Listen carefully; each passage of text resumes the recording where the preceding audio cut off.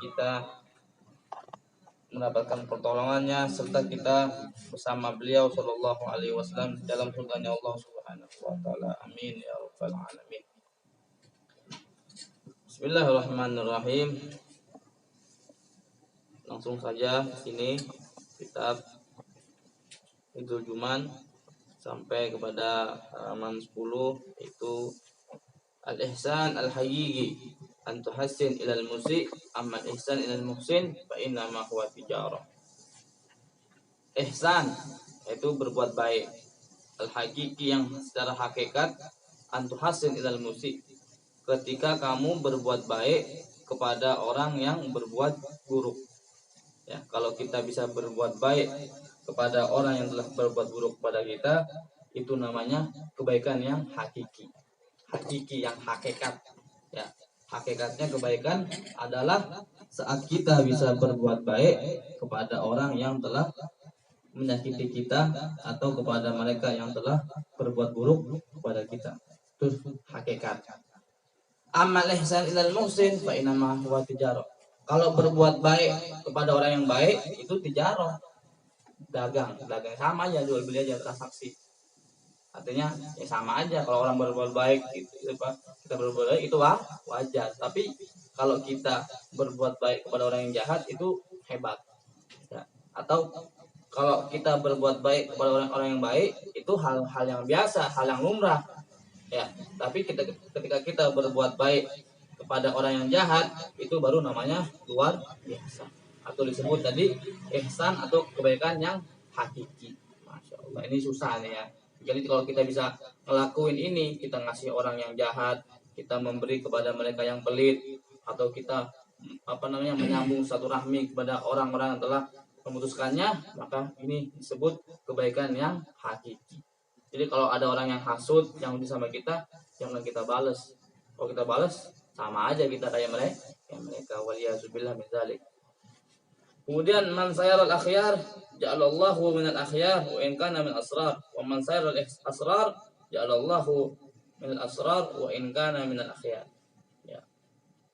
Barang siapa yang berkumpul ya dengan orang-orang baik, orang-orang pilihan, ja'alallahu minal akhyar, Allah akan jadikan dia orang baik juga, orang pilihan juga. Wa in kana minal asrar, walaupun dia dari golongan atau kelompok yang buruk. Dan siapa yang duduk kumpul atau lebih senang dengan orang-orang yang buruk, Allah jadikan dia buruk walaupun tadinya dia orang baik. Hati-hati ya. Al-mujalasah al-mujanisah. Jadi kalau orang duduk, orang kumpul jadi sejenis. Jalis janis ya, manjalis janis. Siapa yang duduk dia bakal sejenis. Duduk sama preman jadi preman, duduk sama wali jadi wali. Makanya kalau ente cari tempat duduk atau mencari tempat kongko atau tongkrongannya tongkrongan wali sekalinya. Biar apa? Biar jadi wali. Tongkrongin orang soleh. Biar apa? Biar jadi orang soleh. Itu jangan gua nongkrong sama anak yang berandal, nongkrong sama anak yang gaul-gaul. Ngapain? Gak ada gunanya, gak ada manfaatnya.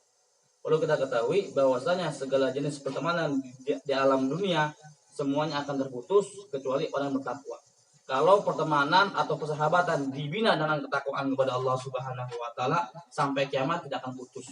Cuma kalau dibina pertemanan tersebut hanya karena sama suka musik atau sama suka apa gitu ya, itu nanti akan terputus. Walhasil yang tidak dijalani dengan ketakwaan maka akan terputus nanti di hari kiamat, akan musuhan. Ya. Al-akhillah yauma idzin ba'duhum li ba'din adu ilal muttaqin. Ya. Pada saat itu pertemanan itu akan putus. Ya, selaikan kecuali yang bertakwa kepada Allah Subhanahu wa taala. Ya. Jadi siapa yang ngumpul atau lebih senang atau lebih menyenangkan hatinya orang baik, Allah jadiin baik. Walaupun tadinya kurang baik atau tadinya preman tapi senang duduk kumpul sama orang yang baik, Allah jadiin tadi orang yang buruk menjadi baik. Siapa yang senang duduk atau lebih mau menyenangkan orang-orang yang buruk, maka Allah akan jadikan dia buruk walaupun tadiannya orang baik. Orang majelis, anak majelis, ya biasa baca maulid, baca rotib, ya dengan ilmu pengajian dan sebagainya, tiba-tiba kumpul sama mereka yang tidak majelis, akhirnya ujung-ujungnya jadi nggak jadi hilang majelisnya. Itu hati-hati ya. Pokoknya pilih tempat teman duduk yang baik, karena teman duduk itu yang akan menjadikanmu baik atau buruk. Jadi almaru ala dini khalili. Jadi orang itu tergantung agama temannya. Agama temannya bagus, orang bagus. Agama temannya buruk, dia orang jadi buruk. Nauzubillah. Kemudian fisar rafiqani ad-dirham wa dinar la yanfa'unaka illa iza fariqaka. Ya, jadi ada paling buruknya rafiq, teman ya. Ada dua teman yang paling buruk, yaitu apa? Dirham dan dinar. Dirham adalah uang logam perak, sedangkan dinar adalah uang emas. Jadi dinar itu singkatan adin wanar, singkat jadi dinar. Kalau orang ini bisa gunain duit buat kebaikan, maka dia beragama. Tapi kalau dia nggak bisa gunain duit ini, nanti dia bakal masuk neraka. Jadi dinar singkatan daripada adin wanar, agama dan neraka. Yang bisa gunain dengan baik, dia punya agama bagus. Sedangkan orang yang bisa gunain duit atau menghalalkan duit, maka dia akan masuk neraka. Jadi teman yang paling berbahaya, yang paling buruk adalah dinar dan dirham. Gak ada manfaatnya untukmu kecuali apabila kamu tinggalkan. Maksudnya ya boleh kita punya, tapi jangan terlalu digenggam. Jadi jangan terlalu duit ini jadi hal yang utama. Jadi cari duit sampai membabi buta. Ya ada istilah membabi buta mencari duit. Gara-gara duit. Ya emang orang butuh duit. Semua butuh duit. Apa-apa yang butuh duit. Tapi ingat, tujuan hidup bukan duit. Tapi jadikan duit buat bekal nanti ke akhir. Dengan sodako, dengan membantu hal-hal kebaikan, dengan membantu majelis. Kenapa? Karena Allah Subhanahu wa taala bilang dalam Al-Qur'an, ma indakum yanfat wa ma indallahi baq. Apa yang ada di sisimu akan hangus, akan hilang. Sedangkan apa yang di sisi Allah Subhanahu wa taala akan kekal. Kalau kita punya duit sekarang 2 juta, besok udah hilang habis. Tapi kalau duit tersebut kita kasih sodako, kita kasih buat kebaikan, kita bantu anak yatim, bantu majelis, bantu pondok pesantren, maka ketahuilah itu uang tersebut akan kekal di sisi Allah Subhanahu wa taala. Termasuk suatu pahala yang tidak akan terputus walaupun orangnya sudah meninggal dunia, yaitu sedekah jariyah. Artinya itu sedekah bakal terus mengalir pahalanya kepada pelakunya walaupun pelakunya sudah meninggal. Sama hal dengan dosa. Jadi nggak cuma pahala jariyah doang atau sedekah jariyah, tapi juga ada namanya dosa jariyah. Hati itu dosa jariyah. Ya, makanya jangan pernah mengupload ya foto dengan perempuan. Kenapa? Ente mati itu foto masih ada, ente bakal digebukin, dihabisin sama malaikat. Nauzubillah. Hati itu. Makanya janganlah punya keinginan jadi artis, jadi selebgram, jangan. Kenapa? Nanti ente bergaul, bercampur tangan dengan wanita, foto-foto sana sini, dan rekam jejak digital tuh ada. Udah mati tetap ada. Nih dulu begini. Walaupun tobat tetap ada, tetap dosa. Hati namanya dosa jadi. Nauzubillah. Orang yang tidur tapi dosa yang ngalir. Orang yang mati tetap digebukin sama malaikat. Hati-hati itu. Jadi nggak cuma pahala atau sedekah jariyah, tapi juga ada namanya dosa jariyah. Atau mungkin ngajak orang jelek, ya, ngajakin orang jelek. Selama tuh orang masih berbuat jelek, itu ente dapat dosa. Yuk mabok bareng-bareng. Entenya udah nggak mabok, tapi mereka masih mabok, nggak tobat. Ente tanggung jawab apa? Karena gara-gara ente dia orang jadi mabok atau jadi ngelakuin dosa. Hati-hati ya. Kita berlindung kepada Allah Subhanahu wa taala daripada hal-hal yang demikian itu. Ya. Kemudian man nadhara ila bidayatil wali sara sadiqan wa man nadhara ila nihayati sara zindiqan. Siapa yang melihat kepada bidayah permulaannya wali, seorang wali Allah, sara sadiqan, dia akan menjadi orang yang shadiq, orang yang jujur, orang yang tekun, orang yang punya keinginan kuat kepada Allah Subhanahu wa taala. atau orang yang punya kesungguhan. Tapi yang melihat dan barang siapa yang melihat kepada akhir daripada wali, dia jadi zindik. Ya, zindik, tahu zindik? Ya, zindik itu orang-orang yang di atasnya fasik, zindik namanya. Udah parah itu orang zindik. Ya. Jadi kalau lihat wali Allah atau lihat seorang ulama, jangan lihat akhirnya. Mungkin sekarang kan kita begitu, lihat siapa nih, mamanya lihat Habib siapa atau ulama siapa, wajib ya seorangnya. Bang naiknya naik mobil Alphard, naik kendaraan mewah, kemana-mana dikawal, kemana-mana gini, itu salah. Itu udah nihayahnya, udah akhirnya. Tapi ente lihat apa? Awalnya bagaimana, kesungguhannya bagaimana dulu ketika mencari ilmu, bagaimana ibadahnya, bagaimana sholatnya, bagaimana zikirnya kepada Allah Subhanahu Wa Taala. Itu yang harus dilihat. Bukan lihat bagaimana hasil, tapi lihat bagaimana prosesnya. Kalau kita melihat prosesnya, kita akan menjadi orang yang punya kesungguhan di sisi Allah Subhanahu Wa Taala. Cuman kalau kita lihat hasilnya, akhirnya kita akan menjadi orang yang zindik. Nauzubillah. Jadi kalau itu wali Allah, lihat ulama, orang soleh, lihat progresnya, usahanya buat menjadi orang besar, bukan hasil akhir. Kalau hasil akhir enak buat tajib ya itu niru itu jadi sesat.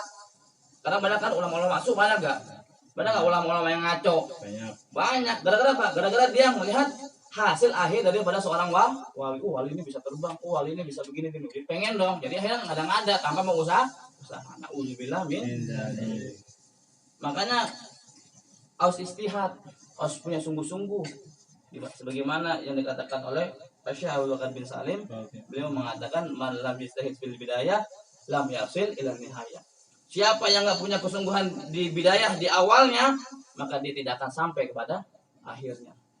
Jadi kalau ente mau sukses, ente harus punya kesungguhan di awal. Jadi mumpung masih muda, mumpung masih semangat, ayo keluarin semangat tersebut, keluarin sungguh-sungguh. Nanti ente akan mendapatkan apa yang ente mau. Gitu. Mau jadi orang soleh dari sekarang, jangan anak soleh yang wajib ya, jangan namanya soleh doang, tapi nggak soleh, nggak cocok begitu. Ya. Jadi yang namanya wali itu kita lihat dari bagaimana prosesnya, progresnya untuk menjadi wali, kesungguhan, ibadahnya luar biasa, bagaimana mereka tuh melawan hawa nafsu, bagaimana mereka luar biasa. Di mana dalam riwayat dikatakan Al-Faqih Muqaddam Muhammad bin Ali Balawi nggak makan korma selama 40 tahun. Kenapa? Karena ngelawan hawa nafsunya.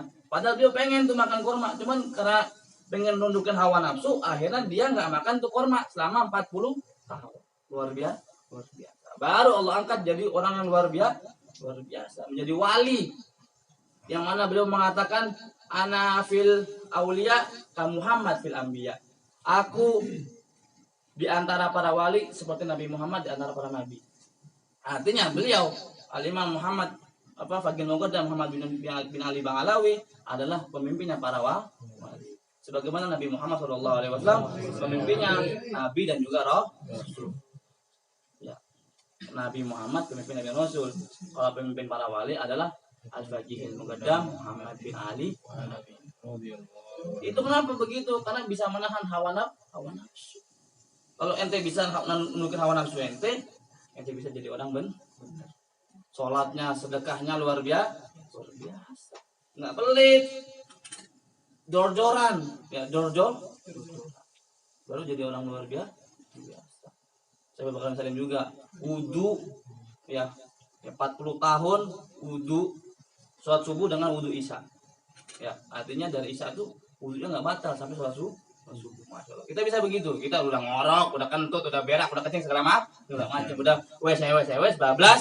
Ini. Kalau beliau tidak menjaga wudu, mutawabah wudu 40 tahun. Sholat subuh dengan wudu isya. Masya Allah. Kita bisa begitu? Mustahil. Saya mustahil. Malam nggak ngorok ya. Mungkin kita nggak tidur, tapi kan nggak punya wudu. Ya nonton apa baik ya, ngorok-ngorok sana sini, taunya kentut, cepet ya, cepat. Nah itu, hati itu. Ini makanya kalau kita cuma lihat hasil akhir wali, kita jadi orang yang zindik. Nauzubillah. Kemudian lawis tata'ta an tadkhula batnaka ila halalan faf'al fa inna awwala ma yuntina min jifati ibn adam batnahu. Kalau kamu bisa ya Allah tadkhula batnaka ila halalan, tidak memasukkan ke dalam perutmu kecuali sesuatu yang halal, faf'al, maka lakukanlah. Jadi jangan sampai kita punya perut kemasukan yang haram. Jangan sampai, hati-hati. Kenapa emang? Karena yang paling pertama busuk daripada tubuh manusia adalah perutnya.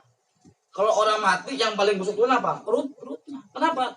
Perut itu tempat kotoran. Makanya itu juga yang bikin atau yang pertama kali busuk. Jadi di antara anggota tubuh manusia yang pertama kali busuk adalah perutnya. Kenapa? Isi makanan, isi usus, isi macam-macam, lambung kanan, lambung kiri banyak di situ. Jadi yang busuk pertama kali dalam tubuh manusia adalah perutnya. Ya, hati-hati itu. Makanya jangan kamu masukkan ke dalam mulutmu ya kecuali makanan atau minuman yang halal. Kenapa itu berkah? Makan man akalal halal sofa dinu. Orang yang makan halal agamanya jadi benar, jadi jernih. Hati itu, jangan makan subhat. Subhatnya lemang-lemang. Ya halal, ya bilang halal ya nggak bisa. Bilang halal juga tengah cuman waman waqafi subhat wa kafil haram. Orang yang kena subhat pasti kena haram. Kan lebih condong kepada hal yang haram. Hati-hati itu, bahaya itu. Ya lemang-lem bahaya.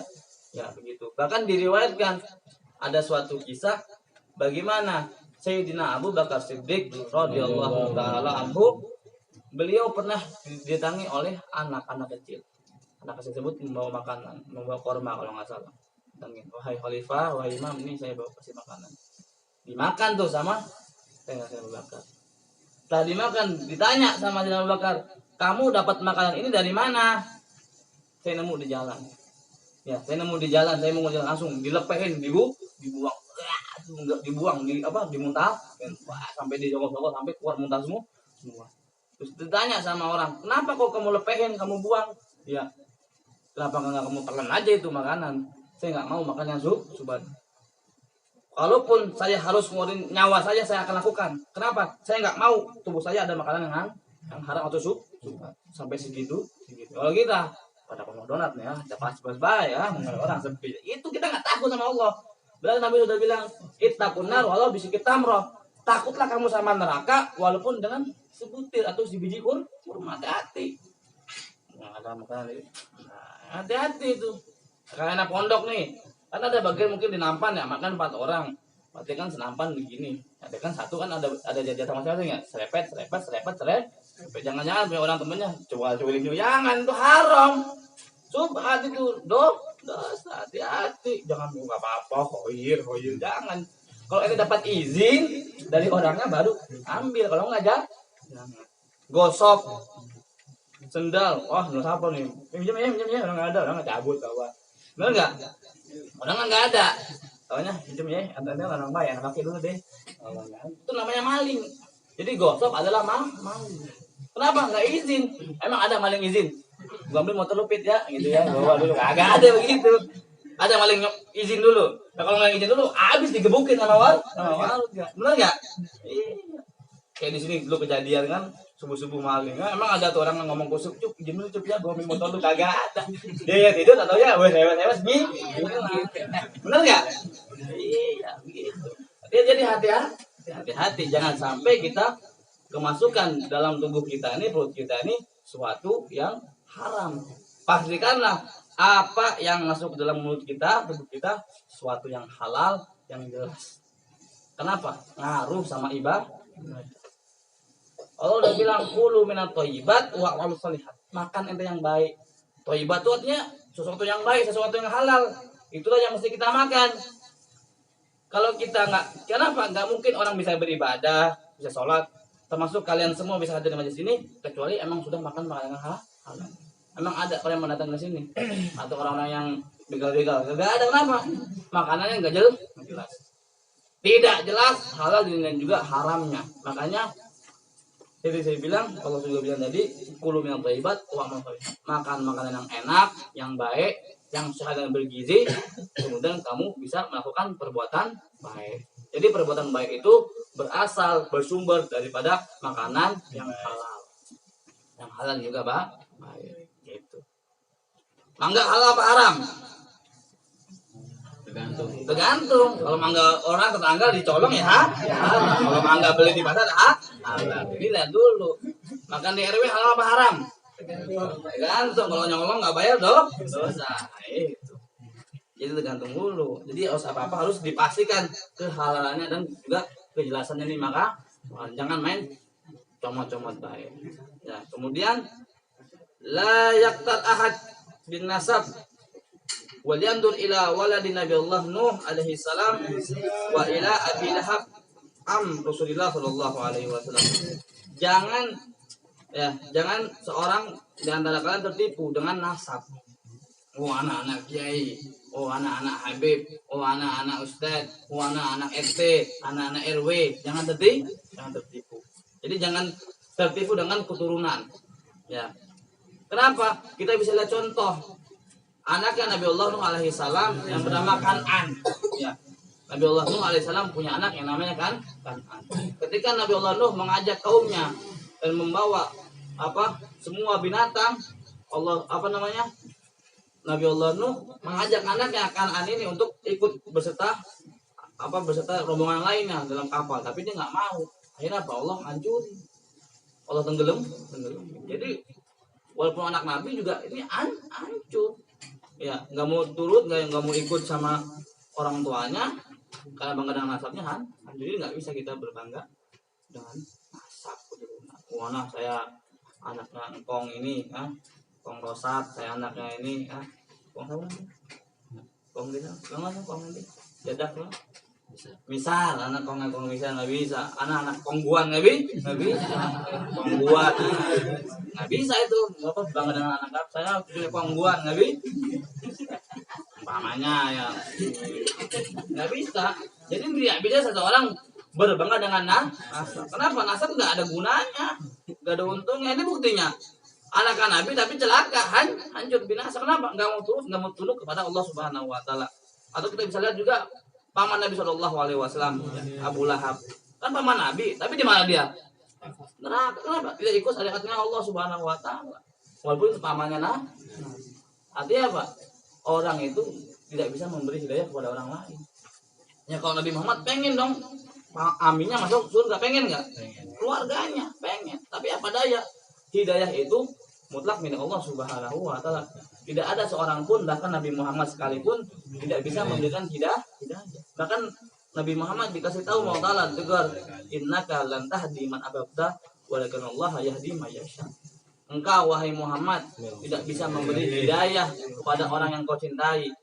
Ya, hidayah itu Allah berikan kepada orang-orang yang Allah kehendaki. Sekarang ente duduk sini, ente dapat hidayah, dan memang ente orang-orang yang dikehendaki Allah Ta'ala untuk hadir di majelis ilmu. Alhamdulillah. Jangan tertipu dengan nasab. Jangan tertipu seorang di antara kalian dengan nasab. Nasab itu nggak ngejamin. Kalau ente mau bangga dengan akhlak dan juga ada. Jangan bangga dengan nasab, nggak ada gunanya. Ya. Mau bangga-banggaan buat apa? Ya. Kalau nggak bisa ngikutin jejak langkah orang tua kita, kakek kita, buat apa? Jangan sombong. Kemudian wala yaktar ahad bimautina fa inna abana Adam ukhrija minal jannah wa hiya asraful amakin. Jangan juga tertipu dengan tempat. Ya, karena dahulu Nabi Allah Adam alaihissalam, bapaknya kita semua nih, kakek moyangnya manusia, dikeluarkan oleh Allah Subhanahu Wa Taala daripada surga. Yang mana surga adalah paling mulianya, paling bagusnya tempat. Diusir sama Allah Subhanahu Wa Taala, dikeluarkan. Anak di Tarim, anak di Madinah, anak di Mekah, nggak ngejamin. Orang-orang yang di Tarim itu nggak menjamin dirinya jadi orang soleh, tidak menjamin. Ini buktinya, ini Nabi Adam di surga, tapi Allah keluarin. Kenapa? Ya begitu, karena makan buah tersebut. Ini gitu. Jadi jangan tipu. Anak di Hadramaut, anak di Mesir, anak di Abu Dhabi, biasa-biasa aja. Anak di Bekasi, biasa-biasa aja. Oh, anak di Majlis nih, anak paling depan nih, anak dekat Habib. Jangan tertipu. Apa yang tertipu? Ada apa? Ini jangan bangga dengan hal seperti itu. Jangan tertipu sama tempat.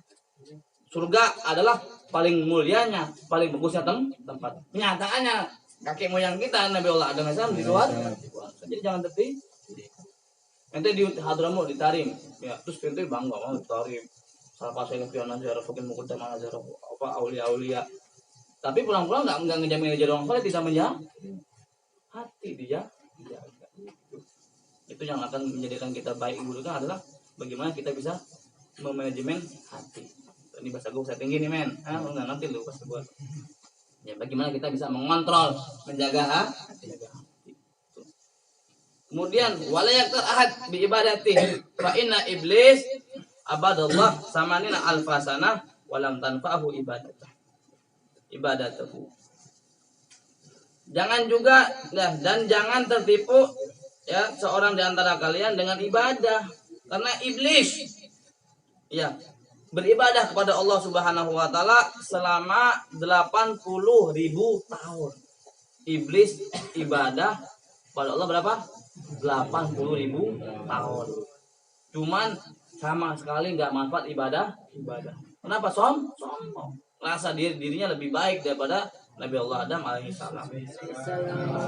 Nggak manfaat sama ibadah. Bahkan iblis mengatakan tidak ada satu jengkal di muka bumi pun kecuali pernah aku sujudi. Berarti tempat ini pernah disujudi sama iblis. Saking iblis ibadah luar biasa.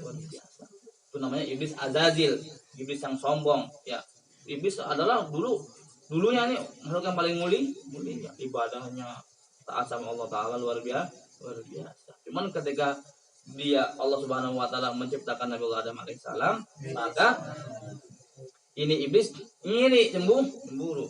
Lalu tiba-tiba Allah Taala memerintahkan mereka untuk sujud kepada Nabi Allah Adam. Kemudian iblis nggak mau. Saya dari api, sedangkan dia Adam dari tanah. Akhirnya apa? Allah usir. Makanya syaitonnya rojim itu terkutuk laknat. Nah itu. Jadi jangan sombong dengan ibadah. Anak sholat malam tahajud 2.000 rakaat.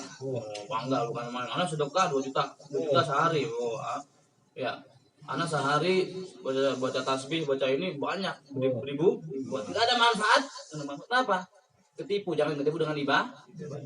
Karena orang masuk surga tuh karena rahmat Allah, bukan karena ibadahnya manusia. Ya, perlu digarisbawahi bahwasanya manusia masuk surga karena rahmat Allah, bukan karena ibadahnya. Kenapa? Kita bisa ibadah karena rahmat dari Allah, karena taufik tidak. Jadi kita ini nggak bisa ngapa-ngapain kecuali berkat karunia dari Allah Subhanahu wa taala. Kemudian kita lagi wala yaktar ahad bi ilmi fa inna bal'an bin ba'ura salaballahu ilmuhu wa masalahu bil kalbi. Ya, jangan ketipu sama ilmu. Mana alim bisa ini ya, bisa udah S1, S2, S2 dan sebagainya. Tapi ingat, dulu ada namanya Bal'an bin Ba'ura. Ini Bal'an bin Ba'ura adalah ulamanya Bani Israil. Yang mana ini orang hidup di zaman Nabi Allah Musa alaihissalam. Tapi karena ilmunya banyak dan dia ngerasa dan setiap doanya dia dijabah sama Allah Subhanahu wa taala, dia akhirnya jadi anjingnya Fir'aun. Ya, jadi dekat sama Fir'aun, dekat sama penguasa, akhirnya nurut tuh. Akhirnya apa? Allah samain dia, Allah mempermakan si Bal'an ini seperti anjing. Ada dalam Al-Qur'an ya, wa masalahu kalbi. Dan perumpamannya si Bal'an ini seperti si anjing. Jadi kalau ulama yang ikut cuma penguasa yang duduk sama mereka itu namanya anjing. Jadi yang kita sama ini paling alimnya orang. Ya, doa selalu dijawab sama Allah Taala. Bahkan kalau orang-orang mau punya hajat apa-apa selalu datang kepada Bal'an bin Ba'ura. Tapi Allah cabut ilmunya dan Allah serupai dia dengan anjing. Auzubillah. Jadi jangan ketipu satu dari sama nasab, jangan ketipu sama tempat, jangan ketipu sama ibadah, dan jangan ketipu sama ilmu. Jadi jangan berbangga dengan suatu apapun yang kita miliki. Nggak bisa. Sombong tuh nggak bisa. Karena Sayyidina Ali mengatakan ajib tu lil mutakabbiri ya awwaluhu nutfa wa akhiruhu jifah. Aku heran sama orang yang sombong. Awalnya sperma dan akhirnya menjadi bangkai. Sperma. Siapa sini yang terbuat dari batu? Gak ada, semua dari sperma. Dan akhirnya manusia jadi bangkai, mati ketika ruh dicabut, maka ketika itu dia jadi bangke, tak berguna, langsung buru-buru dipendam di kubur. Tuh, hati itu ya, jangan ketipu sama nasab, sama tempat, sama ibadah, sama ilmu. Ya, hati-hati ya, jangan berbangga dengan suatu apapun yang kita miliki, karena semuanya itu adalah titipan dari Allah Subhanahu wa Ta'ala. Nanti kalau dengar lagu apa yang lagi viral nih sekarang nih, Kusida Nasama apa tuh? Gimana aku vokal gimana? Nasama. Ya itulah itu ya. Kan ada kalimat ya. Dakhalu fuqara ila dunya wa kama dakhalu minha kharuju. Manusia ini masuk ke alam dunia fuqara, enggak punya apa-apa. Ya. Bayi emang lahir ada langsung menjadi presiden, ada? Enggak ada. Bayi tiba-tiba lahir punya duit banyak, ada? Enggak ada. Artinya apa? Ketika manusia bayi lahir ke alam dunia ini enggak bawa apa-apa. Telanjang, enggak bawa apa-apa. Wala bawa duit, emang ada tiba-tiba bayi viral bawa duit 2 juta dari perut ibunya, ada gitu? Enggak ada. Kosongan, fakir, enggak bawa apa-apa. Ya. Kemudian wa kama dakhalu min kharuju. Dan ketika manusia itu mati sama juga, enggak bawa apa. Walaupun udah jadi presiden, emang ada presiden bawa mobil, bawa harta, ada yang mati bawa harta? Enggak ada. Artinya apa? Sebagaimana kita lahir enggak bawa apa-apa, miskin, mati pun kita enggak bawa apa, miskin. Jadi kita apa? Kita miskin. Apa yang kita punya adalah titipan dari Allah Subhanahu wa Ta'ala. Oleh karena itu jangan ngagul, jangan banyak tingkah. HP yang kita punya bukan punya kita hakikatnya, tapi dari Allah. Baju, emang kita bawa baju nanti? Hah? Bawa peci nanti? Enggak ada main pakai peci memang enggak ada. Semuanya sama rata. Kaya, miskin, pejabat, orang miskin ada di rata sama tempatnya di dalam tanah. Bajunya sama. Kain kah? Ada dia pakai kain sutra? Enggak ada, semua rata. Enggak ada pakai kain sutra? Enggak ada, semua rata kain kah? Oleh karena itu, sebagaimana manusia itu terlahir dalam keadaan miskin, mati pun juga dalam keadaan miskin. Jadi kita ini nggak punya apa? Kita ini fakir, miskin yang hanya mengharap ridho dari Allah Subhanahu wa Ta'ala. Kemudian al insan ayu kabir himmatahu fi du'a la siyama fi mawadhinil ijabah. Bagi manusia hendaknya dia memiliki semangat yang besar dalam berdoa, terutama di tempat-tempat yang ijabah, tempat-tempat yang sekiranya di situ ada ijabah doa. Jadi kita nih harus bersemangat dalam berdoa kepada Allah Subhanahu wa Ta'ala. Harus semangat meminta kepada Allah Subhanahu wa Ta'ala. Ud'uli astajib lakum. Berdoa kamu minta sama aku akan kasih, aku akan beri. Ya, aku akan kasih apa yang kamu minta. Allah Ta'ala bilang seperti itu. Jadi selayaknya kita kalau berdoa harus semangat, harus yakin ya bahwasanya doa-doa kita tersebut diterima sama Allah Subhanahu wa Ta'ala. Apalagi mungkin kita hadir di majelis taklim. Yakinin ini majelis taklim ini adalah tempat pengijabahan doa. Hadir di majelis maulid, hadir di dalam masjid atau di tempat-tempat yang bagus, yakin tempat-tempat tersebut adalah tempat pengijabahan doa. Oleh karena kita harus semangat dalam berdoa. Minta apa saja minta mobil, minta apapun minta sama Allah Subhanahu wa Ta'ala. Karena kita punya Tuhan adalah zat yang maha kaya raya, yang mampu menjadikan yang miskin jadi kaya dan juga mampu memiskinkan orang kaya. Atau tadi apa maksudnya? Yang miskin bisa jadi kaya, yang kaya bisa jadi miskin. Gampang mau salah. Cuma hanya hitungan ketik saja bisa. Jadi sekarang nih tiba-tiba Apit jadi kaya, bisa nggak? Bisa. Itu hal-hal yang nggak mustahil bagi Allah Subhanahu wa Ta'ala. Gitu. Jadi harus semangat dalam berdoa dan yakin bahwasanya doa kita diterima sama Allah Subhanahu wa Ta'ala. Dan doa itu diawali dengan alhamdulillah. Kemudian selawat kepada Rasulullah Shallallahu Alaihi Wasallam. Diakhiri juga sama, alhamdulillah juga selawat kepada Rasulullah. Itu doa insyaallah diterima. Makanya kan kita mau doa gitu kan. Alhamdulillah alamin, alhamdulillah amahu wa baru Allahumma shalli ala Muhammad wa sallam Muhammad ya. Baru doa apa tuh rupanya nanti. Nah, apa yang minta? Baru apa? Sallallahu alaihi Muhammad ini alhamdulillahirabbil gitu. Itu namanya tertib ada dalam berdoa. Dan doa yang berselawat pakai selawat pasti diterima sama Allah Subhanahu wa Ta'ala. Dan doa yang tidak pakai selawat kepada Nabi Muhammad akan ambang alias tengah-tengah ada yang tergantung. Itu aja. Jadi apapun kalau kita bawa Nabi Muhammad, segala jenis urusan bakal lancar. Apa wasilahnya? Perantaranya adalah Nabi Muhammad SAW. Kemudian tafahsas taslam wala tatakarrab fatudrab. Ya. Hati-hati kamu. Jadi dalam sesuatu apapun kita mesti hati-hati. Kenapa? Itu yang akan membuat kita selamat. Mau ngapain? Mau ngomong hati-hati. Jangan ngomong yang macam-macam. Mau melakukan apapun hati-hati. Jangan, itulah yang bikin kita selamat. Ya, jadi jangan ngelakuin hal-hal yang macam-macam. Nanti kita jadi malah dalam keadaan malah bahaya. Dan jangan kerap, dan jangan ganggu orang atau seperti kalajengking. Kalajengking kan gitu. Udah datang nyangat-nyangat orang, akhirnya dibunuh. Nah, kalau orang sukanya ngisengin orang, ganggu orang, bakal dipukul. Coba aja ente colek kepala omeng tampol, ngomongin, bener nggak? Coba aja, bener nggak? Ngomongin tompelin, aku tompel lagi ya, diketak kepalanya, kan begitu. Umpamanya, makanya jangan ganggu orang. Kalau ente ganggu orang, ente bakal dipukul. Lu bahannya bahan ejekan men. Jangan betul men.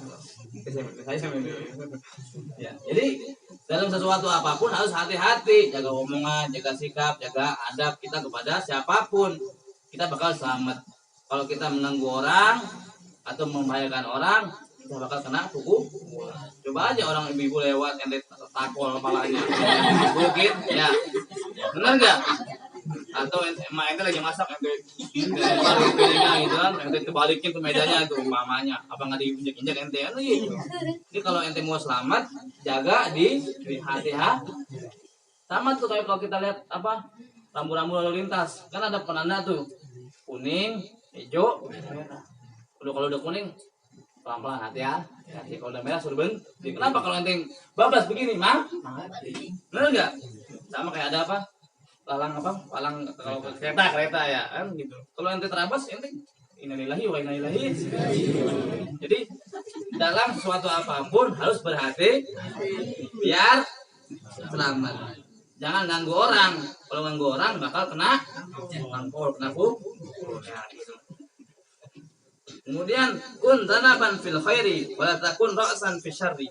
Jadilah kamu ekor dari kebaikan dan jangan kamu menjadi kepala daripada keburukan. Ini kalau kebaikan kita ngikutin ekor di mana posisinya? Kita ikutin. Dan jangan pernah jadi kepala keburukan, ketuanya dari keburukan. Nah memang fa'inal hayah ta'awwala ma yadribu minha rasa. Karena ular itu kalau dia datang yang pertama kali dipukul apanya? Palanya, bukan buntut. Jadi kalau yang mau selamat ya, artinya itu bisa jadi ekor dalam kebaikan, jangan jadi kepala dari keburukan. Kenapa? Ular kalau datang ke rumah orang, yang dipukul pertama kali apanya? Palanya. Kejelekan? Buntutnya kah? Nah, artinya kalau kita ngekor, kita bakal selamat. Kalau kita jadi pala keburukan, kita bakal kena pukul, bakal binasa. Waliyahzubillah. Kemudian dikit lagi. Ya. Barakatud durus fi awwaliha faman fatahu ya awal daras fatida tu barakat dari daras ya. Jadi barokahnya pelajaran, barokahnya majlis itu di awal waktu. Jadi jangan datang terlambat. Ya, lembangan lagi bahas kita datang pertama kali, jangan datang udah tengah-tengah. Kenapa? Ini nggak dapat berkah. Karena kenapa? Kalau sudah terlewatin awal waktu tersebut, maka hilanglah keberkahan. Jadi kalau majlis itu datang awalan, ya jangan datang terlambat. Sekolah pun juga sama, benar nggak? Kalau anak datangnya tepat waktu, duduk. Kalau anak datang terlambat, berdiri. Di setrap ya, namanya setrap ya. Suruh pegang kuping, angkat kaki, kayak gitu. Atau nggak dijemur di lapangan, kayak gitu. Jadi kenapa? Alias itu orang tersebut nggak dapat berkah. Kenapa? Terlambat.